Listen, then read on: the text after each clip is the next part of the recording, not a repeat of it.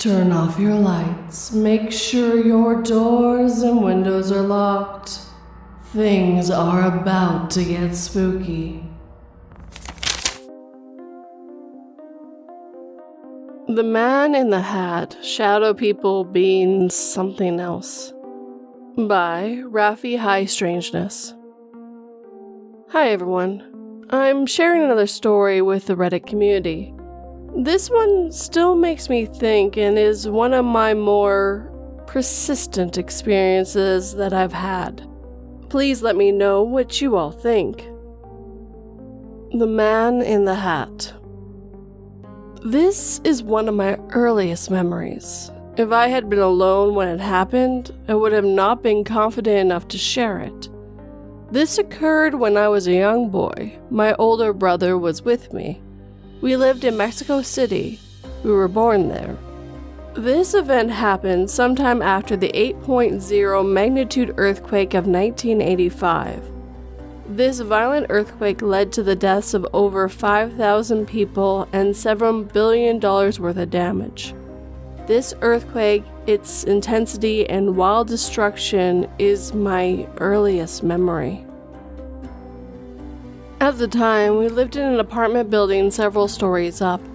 The structure was just your run-of-the-mill housing unit commonly constructed out of concrete, brick, and wood. I recall how, upon entering the unit, the dining area would be immediately to your right, the kitchen to the left. If you head further inwards, there was a trellis where my mom kept her plants and my dad kept his dog. Beyond this area, the kids' room would be to your left, my parents' room to the right. In between these two rooms was a living room with several windows looking out onto the street. Our unit was located at the corner of the building. This happened sometime around noon. My brother and I were playing in the living room with our toy cars on the windowsill. Our mom had just come from watering her plants and had gone into her room. My dad was out.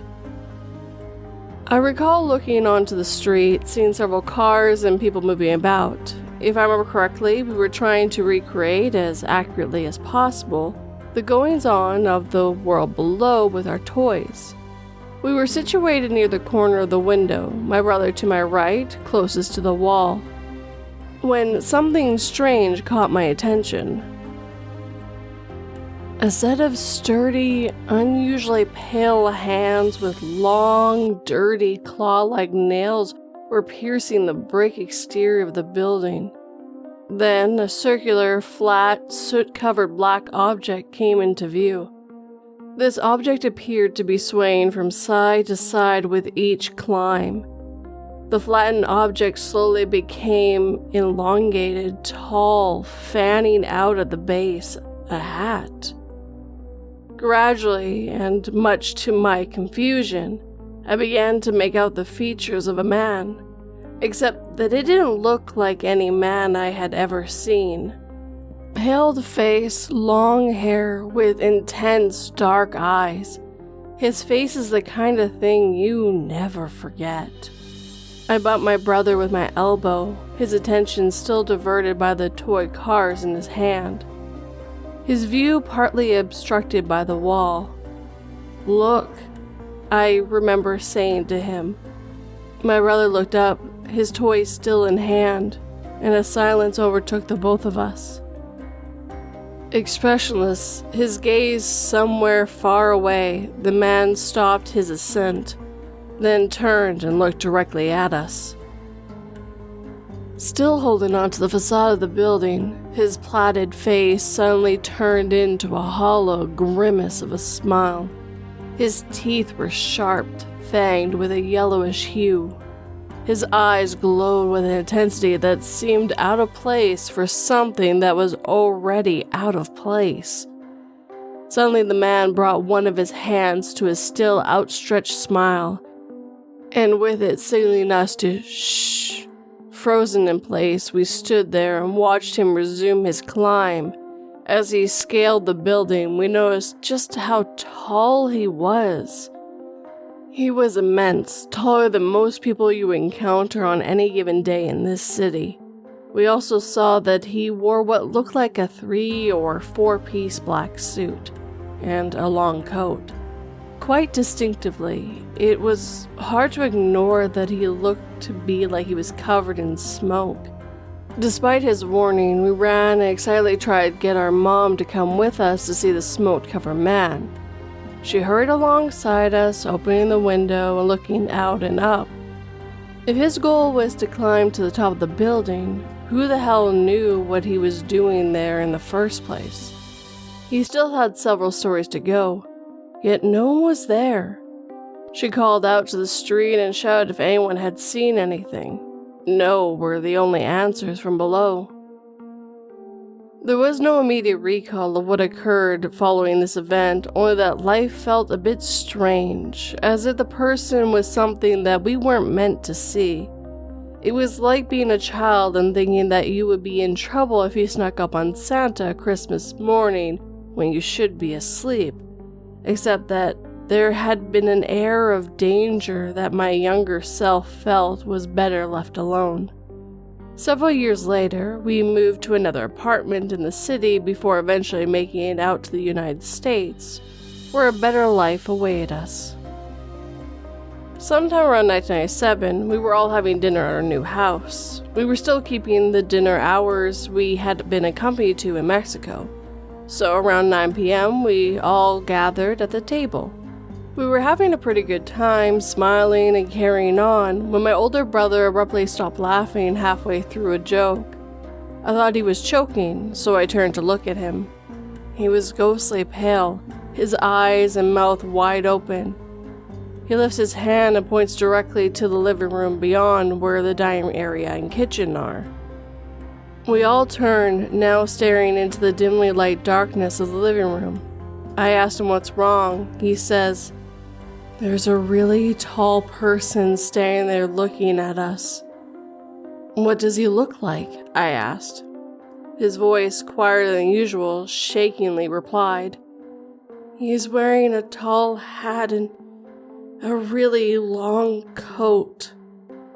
I remember feeling like time stopped, immediately thinking of the man we had seen several years before scaling the side of the building we used to live in. It couldn't possibly be the same person. "What does his face look like?" I asked. "I don't know," he said. "It's all black, like a shadow." Thank you to everyone listening and reading. Again, please let me know what you think. It wasn't until I seriously started browsing forums in the late 2000s that I began to realize that these kind of entities may be more common than I thought. Still, as the series goes on, which you can find at my Substack, I'll share what I really think may be going on here. I'll have that link in the description box / show notes for you guys.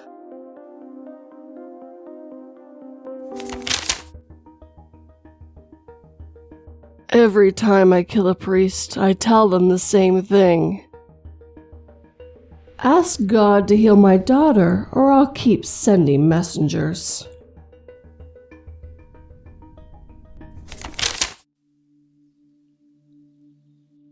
Emotional Attachment by Plain Bobcat 4805.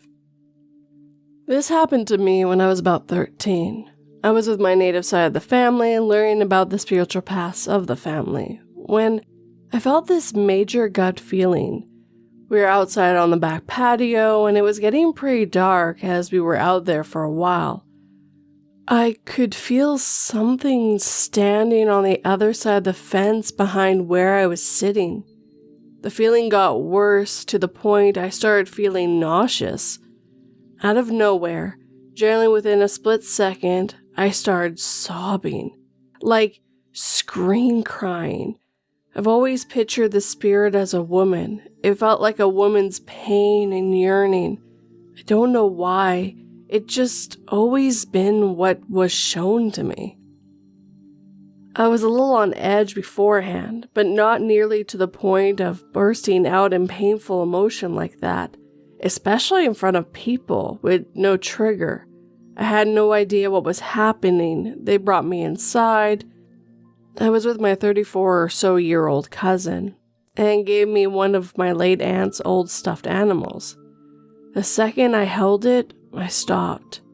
I've always had a very strong connection to her, and I hadn't even known it was hers until afterwards. When they gave it to me, I even thought, really, a stuffed animal? I've always been sensitive to energy, especially as a child, but that's the most that's ever attached to me, by far. They, my cousin, had talked about it with me, and they had told me they felt it outside the fence too, before I even told them I felt something there. They just didn't want to scare me. Later, they told me they had a salt ring around the property, which would make sense as to why I felt it directly on the other side of the fence rather than any closer. They had explained to me that empaths are like a bright light shining in a dark space. It draws things to you, and when a spirit with that much hurt, that much emotion, and no way to express it in the physical realm, they can pass it on to you. I've never found anything to explain it, but I also know what I felt, and there were too many confirmations that it wasn't just in my head.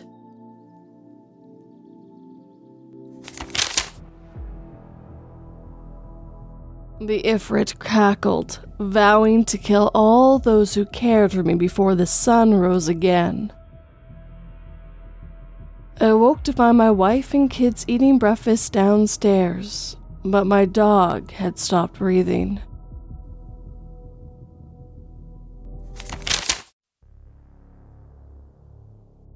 I already see too much, but this Shadow Man encounter felt insane. By SageHedgeHag. Since I was a kid, I've seen some really dark entities, but I often come back to the specific one that happened less than a year ago. I had first moved to Portland from Minneapolis in November of 2022, and this incident happened late winter/early spring of 2023. At the time, I was living with my aunt, and it was around 1 a.m. in the morning. Everyone was in bed, and I was in the living room playing the new Hogwarts Legacy. All lights turned off except for the cast of the TV when all of a sudden, I got a violent chill on my spine and every hair on my body stands straight up. I immediately break into a cold sweat and I imagine this is what prey feels like when something has locked on. My eyes immediately go towards the dark kitchen hallway, and I see long, dark fingers wrapping around the corner, and my breath stops watching this happen in slow motion. I know what comes next, and see a head pop around the corner shortly after I make out the hand. I'm staring into complete black face of darkness, and I know it's staring straight at me. But as soon as it looked around the corner, it went back not to be seen again. I'm shaking at this point, but I feel like it was looking for someone specific and not finding them. Like I wasn't who they were hoping to encounter? I don't know. Granted, at this time I was living with people who unfortunately stay within stagnant negative energy, and I cleanse myself as much as possible and try not to engage in their constant BS. This isn't the first time I've seen shadow people, but this is the first time I looked one in the face, and I absolutely do not recommend.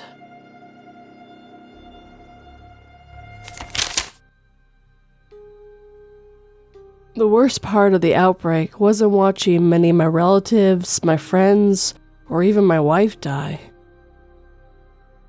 It was that the fungus didn't block the connection between my brain and my taste buds.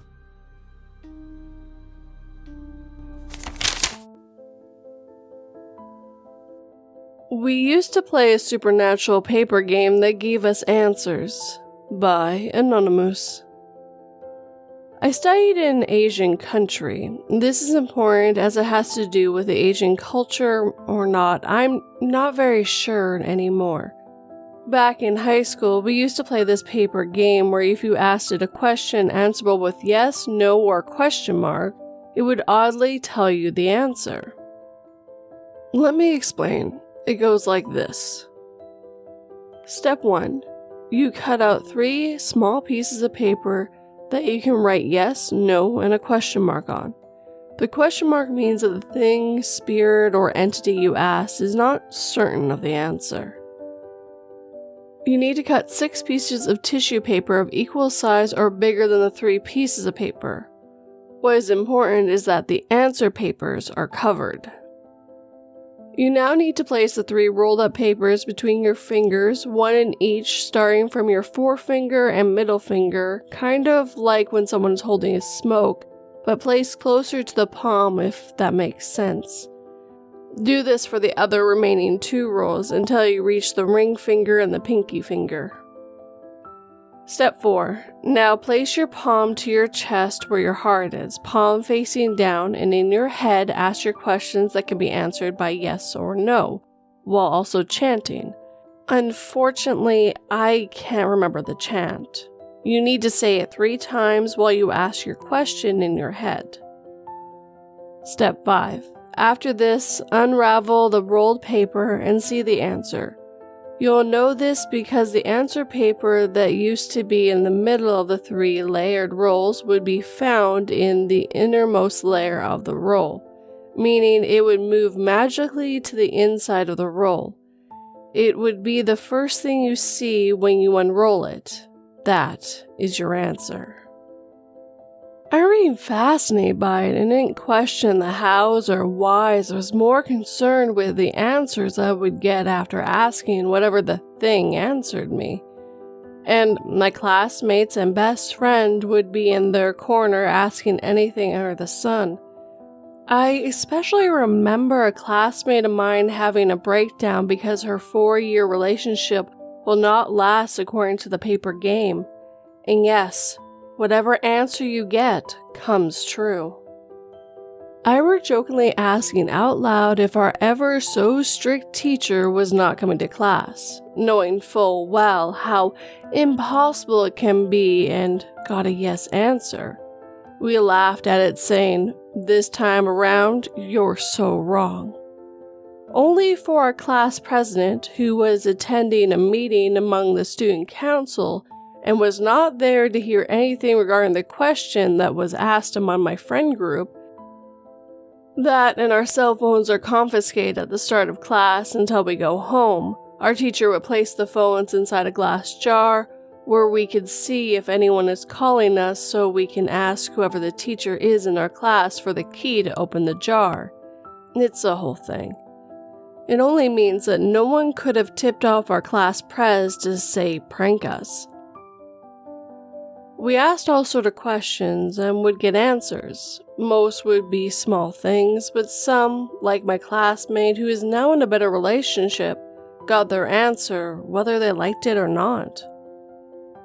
And we even asked the paper if we were going to get into our chosen universities, and lo and behold, a few weeks in, we would get letters from said universities and would either get a no or yes as an answer, just like what the paper said. I got a yes and even graduated from that school. It bothers me looking back at it, and when I bring it up with my friends, they don't remember, but when I ask my cousin, who went to the same school but 3 years younger than me, remembers it. A friend from another section would tell me of his experience, much darker than I would like to know. He told me about a classmate they had who always kept to themselves and rarely interacted with them, and jokingly asked if that person was going to have a girlfriend. It gave him 2 answers, no and question mark.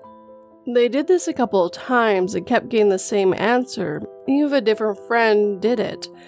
Creeped out, they stopped the questioning and later on forgot about it. Life moved on. What's creepier? My uni is known for offering programs in the medical field, so it's only natural to have a hospital attached to it as it started as a hospital. And it was just after I became a university student, the topic of what our common friends were up to came up. He then brought up the classmate of his and what he had been doing. Solemnly, he said that he was in jail for killing his girlfriend and son. Specifically, he had someone kill her and the boy, and they pretend to be internet installers, and they end up using a hammer to end them. And he solemnly said maybe that's why we kept getting 2 answers from the damn paper game. What was more chilling was the mother and son were brought to the ER of my uni before they expired from their injuries. I was not there when they came in, and even if I had, our professors would have not allowed us to see them. I was so shocked that it made national news. It was that gruesome. I personally never knew the guy. Thank the heavens for that, and didn't even connect the dots about him being a batch mate for my old high school. But I guess the paper game did and foresaw what was going to happen to that poor woman and son. What do you think? Did you play the paper game that answers your questions? Do you know any games just like this? A quick add-on. The person who allowed me to read this story also sent me articles as well about this story, but they aren't in English, just to give you guys a heads up. Their links are in the description box / show notes.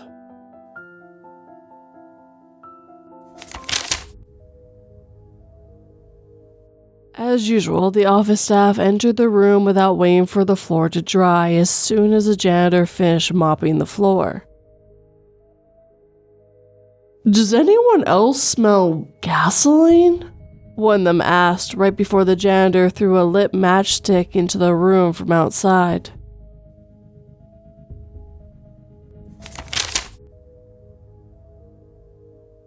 Shadow Man?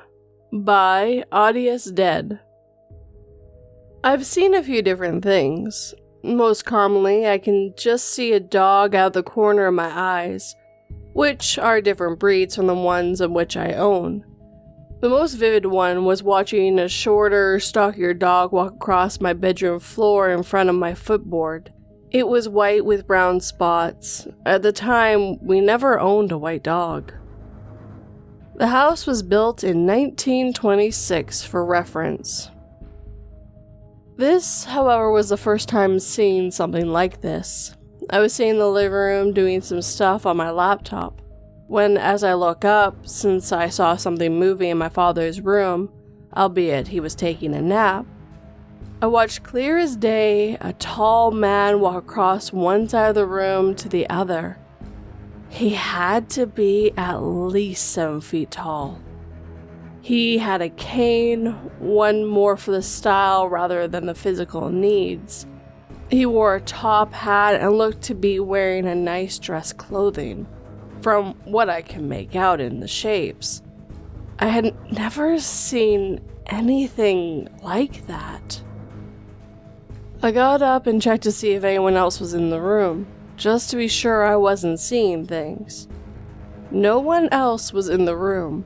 It was only my father sleeping in his bed. The way the doors worked was they were old French doors. They were both open, displaying the room, which was originally intended to be the living room when it was built. The same room is also where I saw the full body of the dog walking on the floor down along the footboard. I feel as though that this room is the hotspot of everything I've encountered, though I have seen things going flying off shelves in my own. I've heard stories where a similar figure has been seen and some encounters have been dangerous, or he's been dangerous. Thoughts?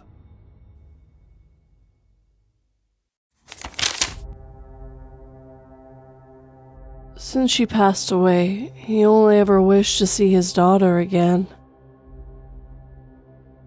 As her squealing corpse chewed through his jugular, the last 2 of the genie wishes suddenly felt like a threat.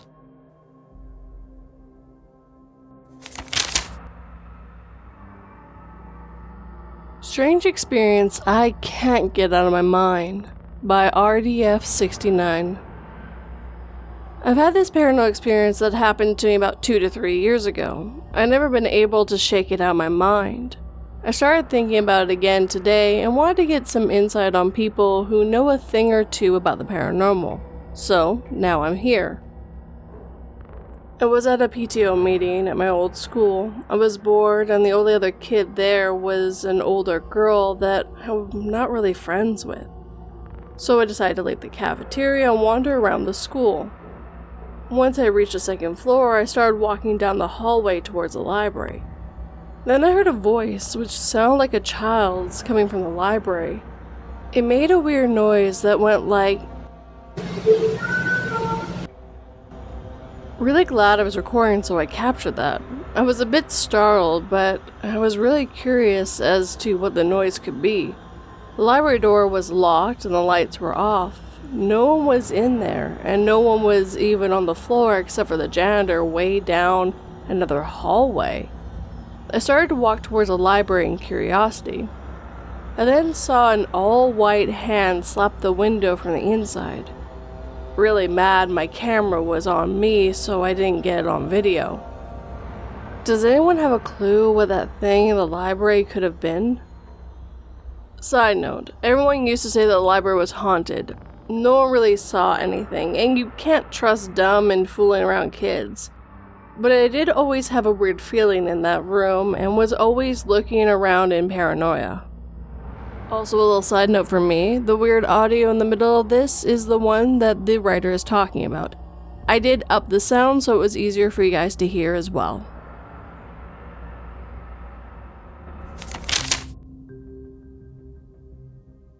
I don't want to play hide and go seek with my little brother anymore. It's been 3 years today and I can't find him anywhere.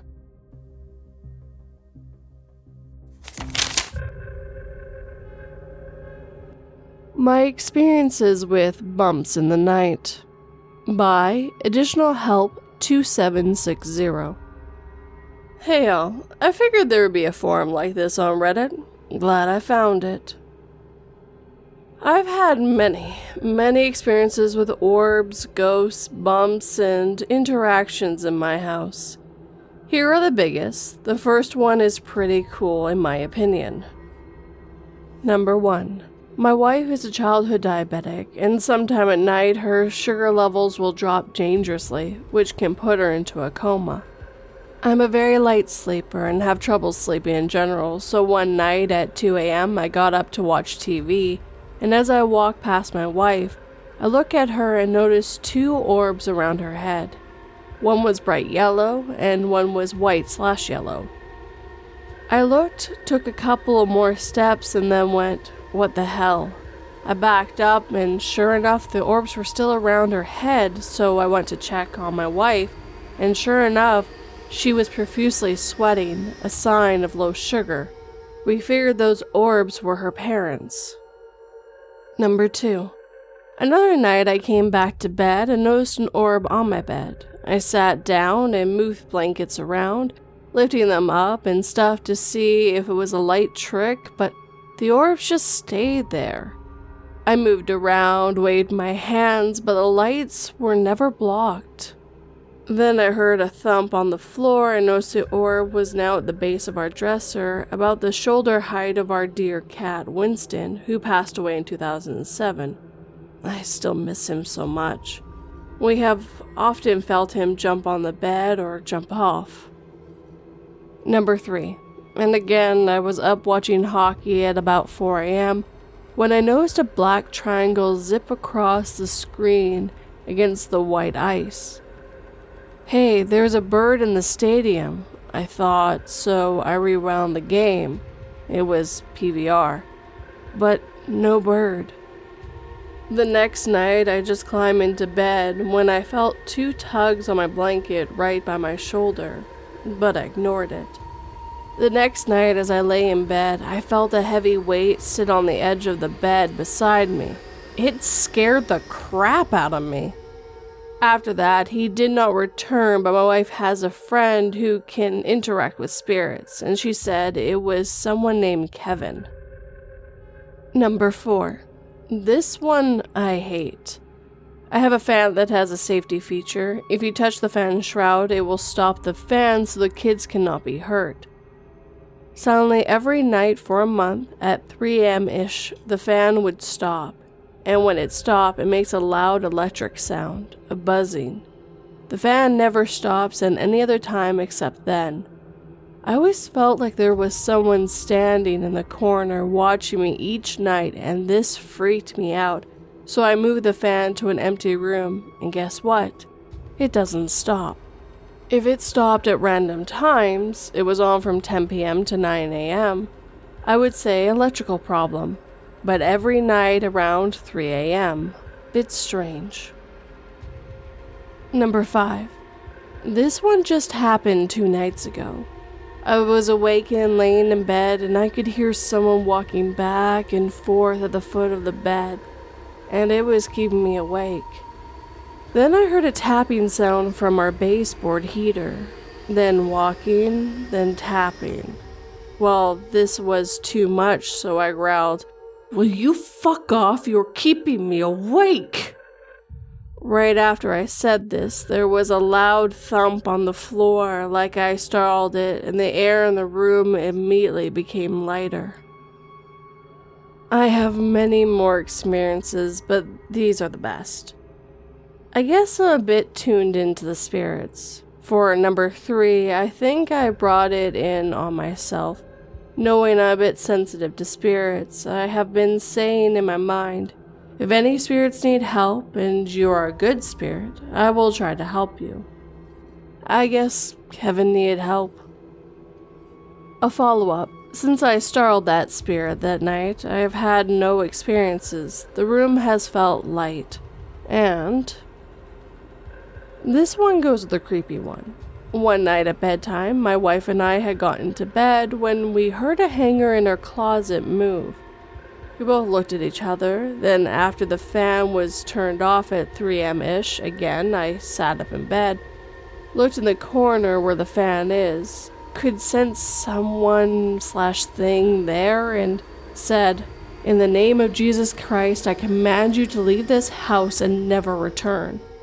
A dark shadow went out my bedroom window, right beside the fan, and triggered the security light that is over our bedroom window as soon as it did. But I do think he came back, or someone else did anyway.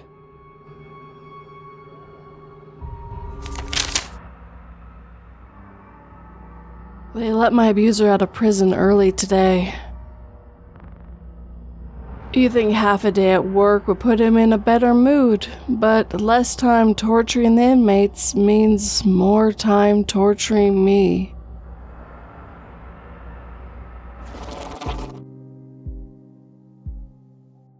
And with that, our time together is coming to an end. A quick reminder, if you have stories that you would like me to narrate, you either can go to my website, 242reads.com, or you can email me as well.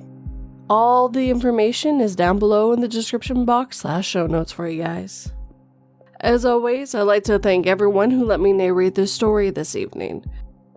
This one definitely leaned more onto shadow people, which I always find a very fascinating phenomenon. But we also had a few others, either multiple incidences or just odd things that seem to happen to them more than once.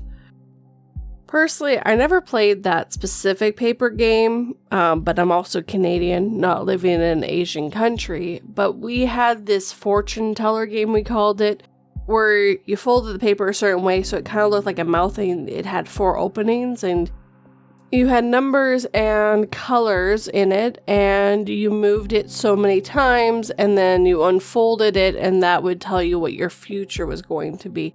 It wasn't a yes or no game / maybe. So it was an interesting story, and it definitely brought back memories of the fortune teller game, or whatever we used to call it. I actually can't remember what we used to call it specifically. Everyone who had different links, they're going to be in the description box / show notes for you guys if anything was interesting for you. Of course, if you enjoyed these stories, hit that like button and make sure it feels it. If you're new, please subscribe and turn that pretty little bell to all notifications. If you're on the podcast and on a platform that allows it, please leave me a review. And if you're on Spotify, there are questions you can answer if you like as well. If you'd like to help this channel/podcast grow, please share it with anyone who might enjoy it. It helps quite a bit. If you'd like to help in other ways and get a few bonuses, like early access, I do have Patreon and memberships as well. If you'd like to do a one-time donation/tip, I do have PayPal, Buy Me a Coffee, and Super Thanks as well. All these things are never expected, but always appreciated.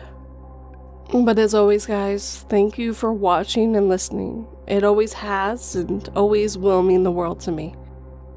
Sleep tight and don't let 42 bite.